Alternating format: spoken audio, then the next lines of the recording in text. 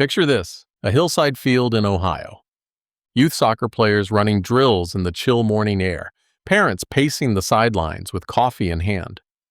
And one man, red-carded and unapologetic, watching from the top of the hill, still cheering on his kid's team, with fire in his eyes.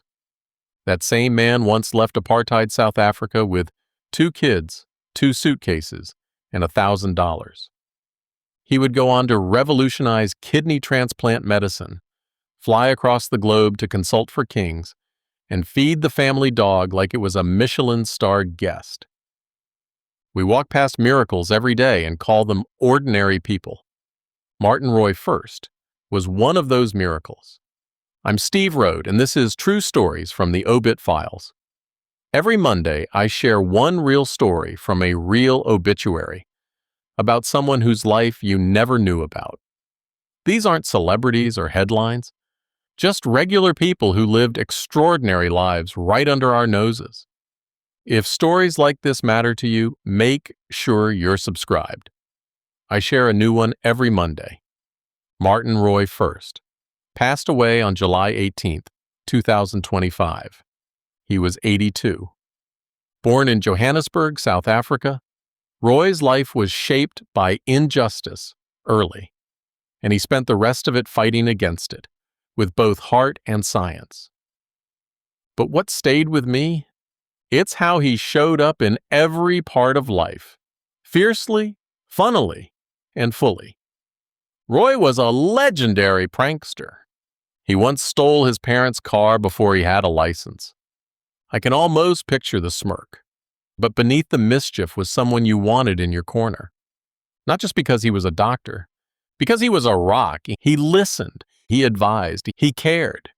If you were in crisis, he showed up. 18-hour days, no complaints, just quiet determination. Professionally, he stood tall. A transplant nephrologist who published more than 400 papers. President of the American Society of Transplantation. A pioneer in immunosuppressant research. His work literally saved lives, over and over again. But Roy wasn't just a scientist. He was a healer. He treated patients like family. He flew across the world to consult for royalty. He had an audience with the Pope. But he also made time for weddings and late-night calls from worried parents. But here's what made him unforgettable. He never stopped being fully human.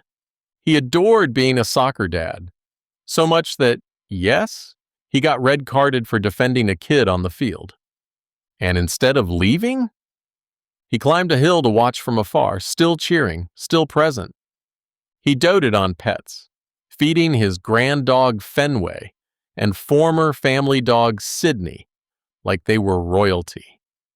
And he had a sommelier's nose, able to name the alcohol percentage of wine from a single sip. Wine and food were joys he shared with his wife, Barbara, Bobby, his constant companion. He held senior roles at Astellas Pharma and Transplant Genomics. He stayed at the frontier of science long after many would have retired. But he never lost his grounding. Roy's compass pointed to justice and his engine ran on love. His final challenge, lung cancer, was met with the same honesty and courage that marked everything he did.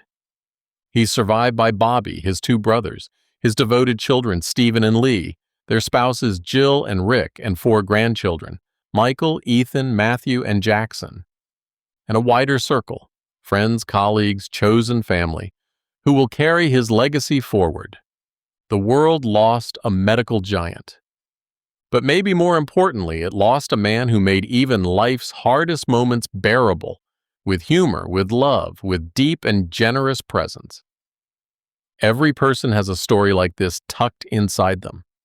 Would you notice? Would you look closer? Not everyone makes the front page, but everyone, and I mean everyone, has a story worth telling. People like you, extraordinary lives, stories worth hearing. Thanks for letting me tell this one.